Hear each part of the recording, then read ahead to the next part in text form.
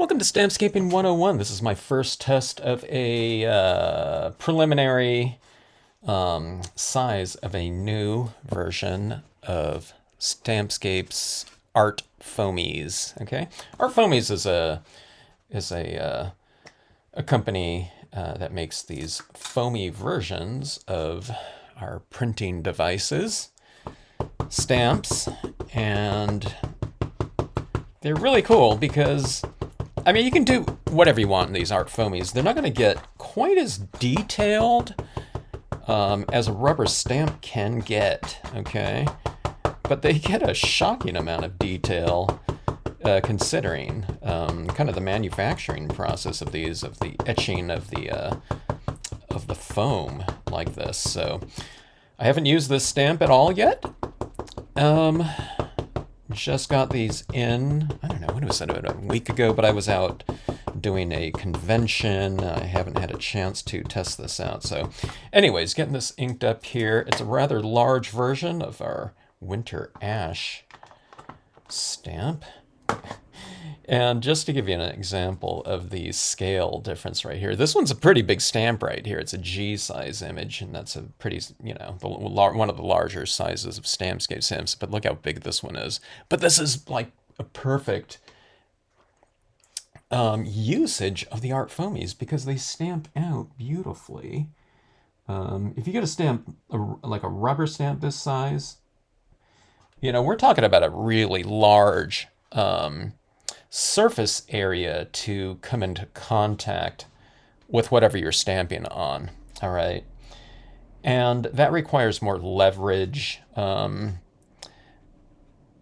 know, because the rubber stamp is going to be flat if you're using it with a, you know, a stamp positioner such as a Misty or one of the Tim Holtz stamp positioners, or if you're using something like acrylic blocks. I don't even know if they wouldn't even make an acrylic block this large. But the art foamies can contour to your surface area. So if there's a little bit of an irregularity or something like that, or even if there isn't, sometimes just stamping out something this large in a really flat style of format, you know, it requires a little bit of technique.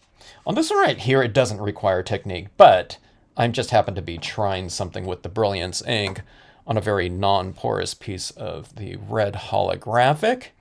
And this is a water-based pigment ink that's semi-fast drying. It's not as fast as something like a solvent ink, nowhere close to that.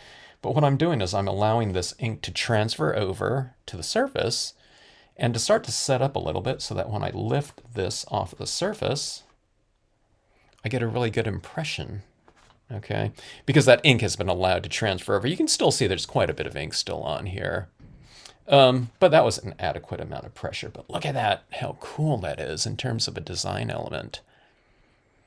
So Art Foamies and KP over there. Thanks to KP, Kristen Powers, for kind of inviting, you know, Stampscapes along in this process in terms of having, you know, a line of Stampscapes in this format, because it's really opened my eyes in terms of kind of what can be done with Stampscapes designs. I didn't realize the benefits or the applications in terms of scenic stamping of the art foamies. Okay, I just figured, okay, it's just another format. Why would we need that? But like the tree trunk, that 9-inch tree trunk has been, you know, it's been amazing to use.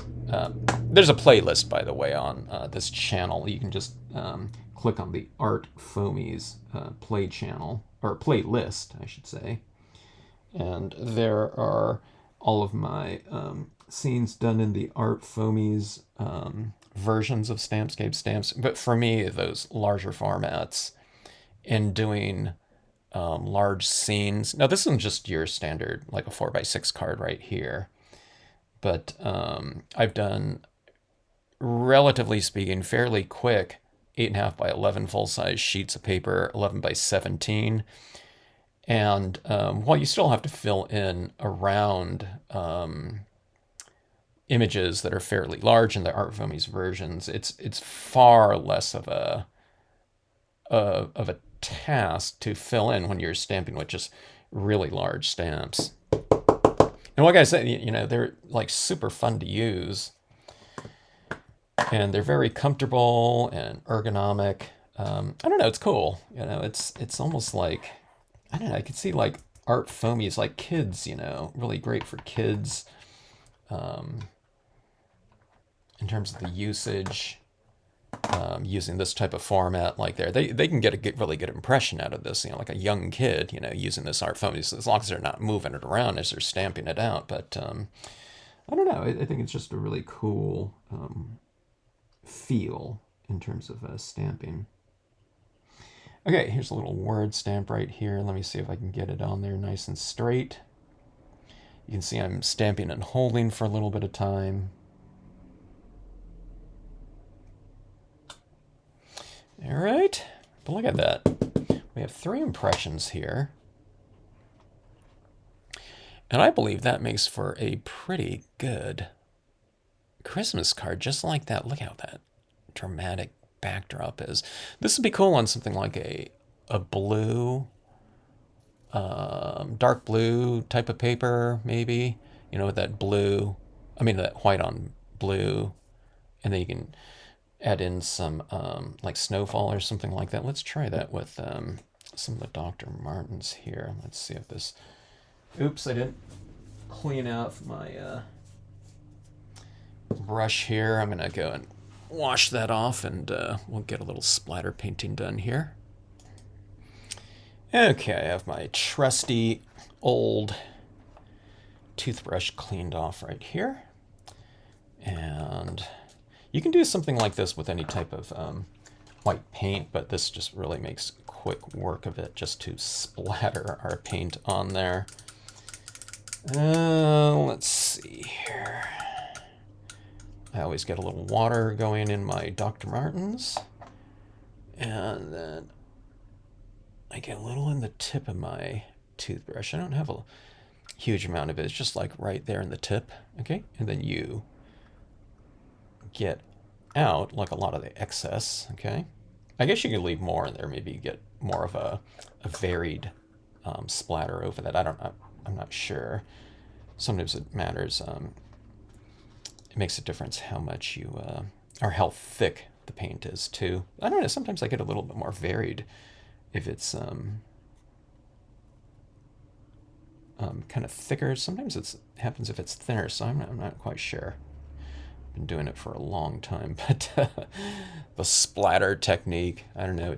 I don't have it down to like a science or anything like that. Okay, let me get this off my finger here.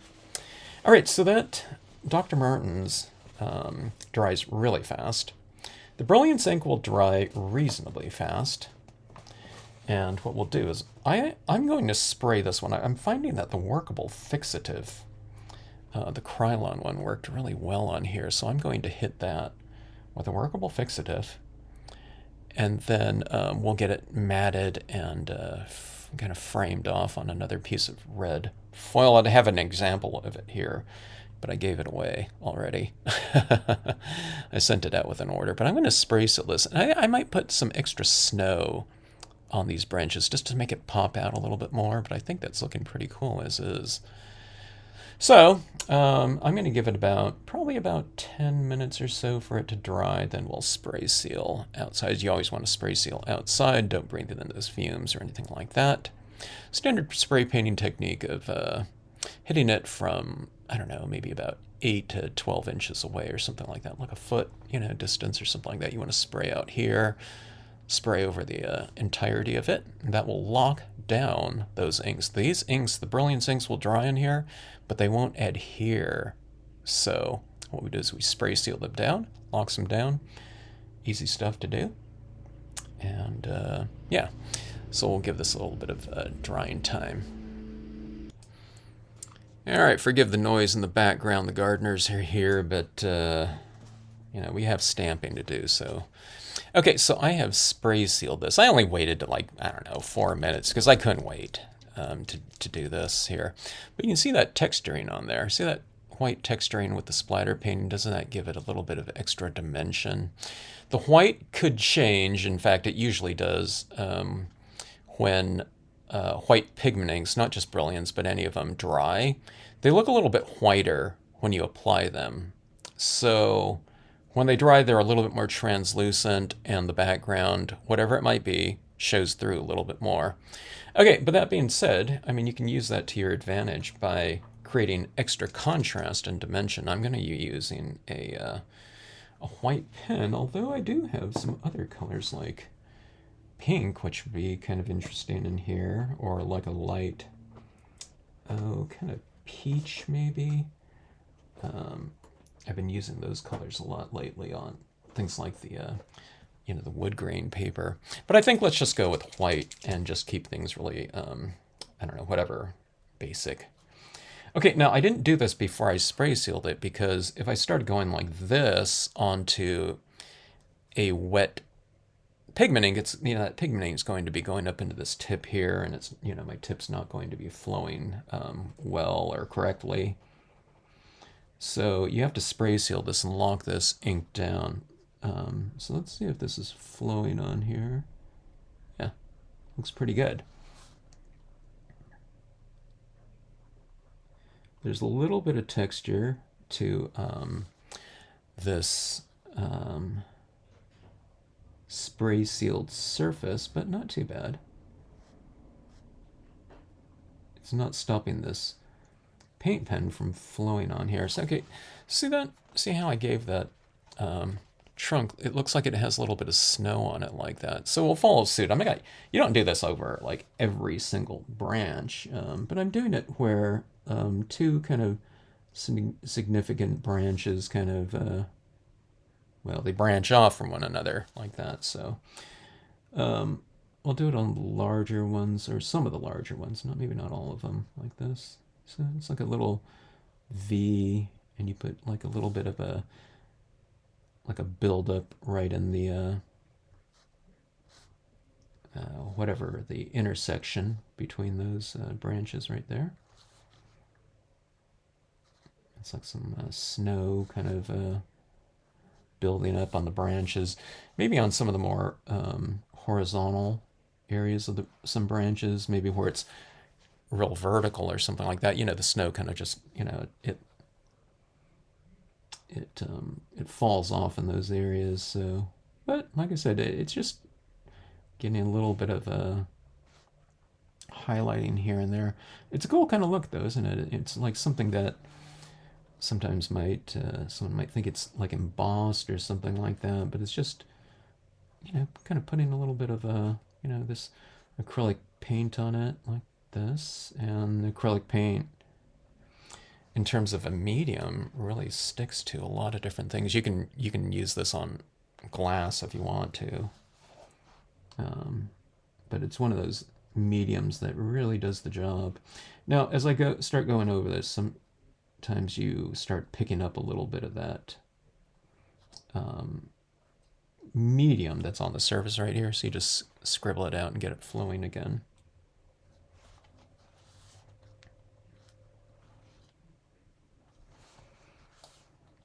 It's kind of hard to see this because I have all this light kind of glaring back in my eyes. But that's a good thing, though, right? Because you want this holographic to really kind of shine and be very reflective. It's like light, it's shining back at your face. It's really reflecting really well, and that's what you want. It becomes like a kind of a tension getter. See that right there? Look at that tree in there. Isn't that cool? It looks real three-dimensional, especially against that holographic background. I'm going to put a few more of snowfall to make it a lot more apparent. Okay, that could be snow, or it could be stars in the background.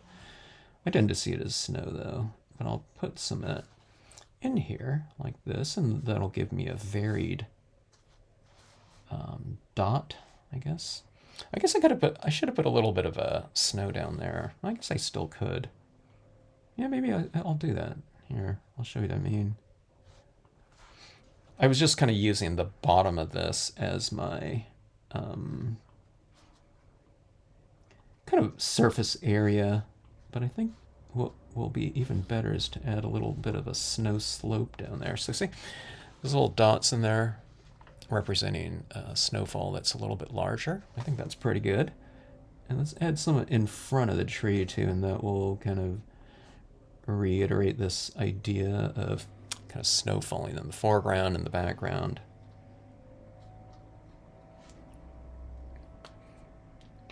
But let's see here. Let's create a little bit of a slope.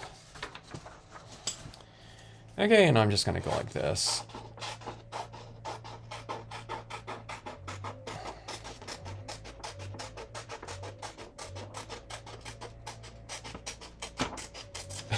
I'm just trying, I don't know.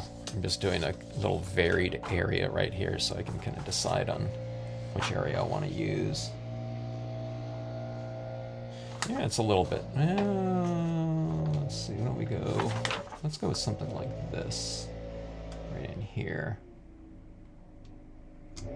Got to make sure I'm not going up on my piece area like that. Okay, so we're just going to grab our pigmenting pad right here, and let me grab my C for cotton one. Okay, 100% cotton ball. We'll take some ink like that. Sorry again about that noise out there. It doesn't stop us from stamping, but maybe it should stop me from doing a stamping instructional video. But I don't know, I just have this one little section right here.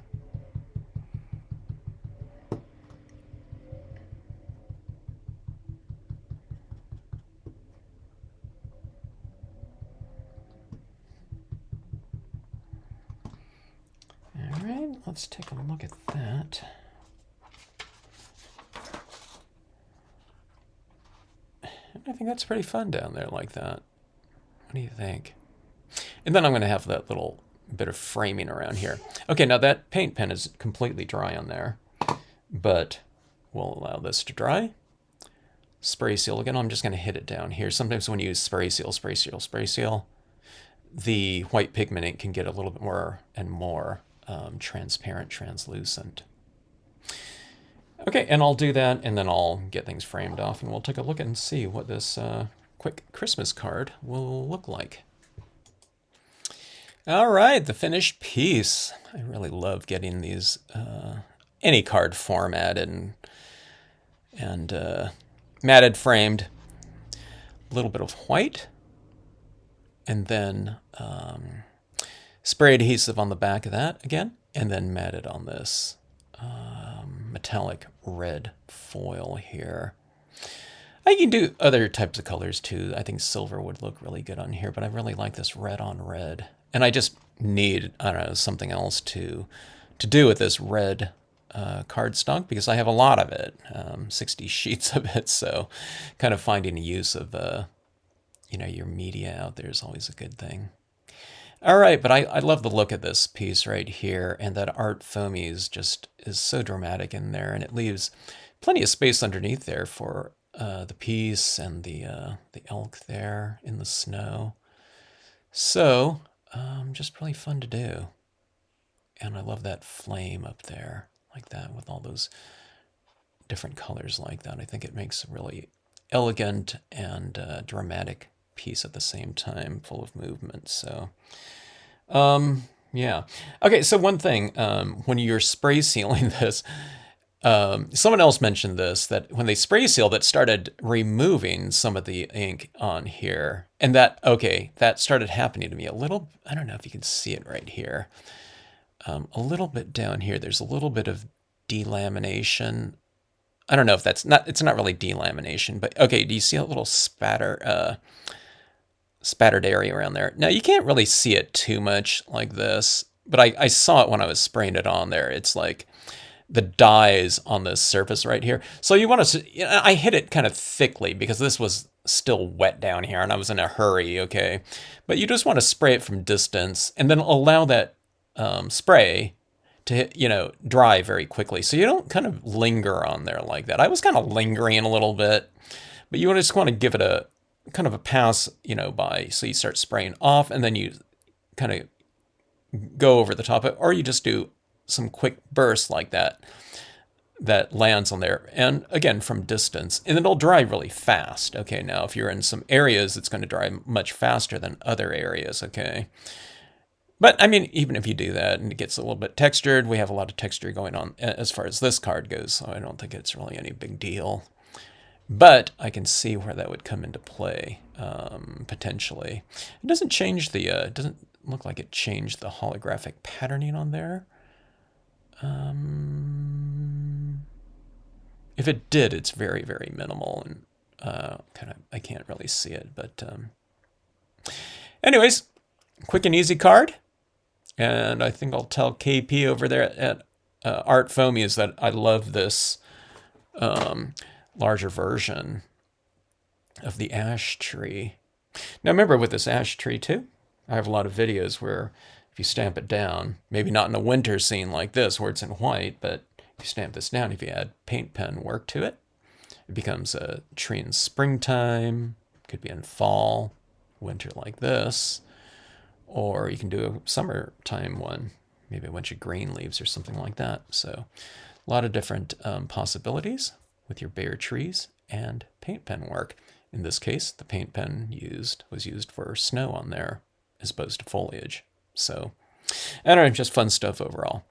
If you like this video, hope you hit the like button. And if you like this type of instructional format on this, hit the subscribe button so you don't miss any of our videos that are posted on the Stampscapes channel. Thanks again for watching.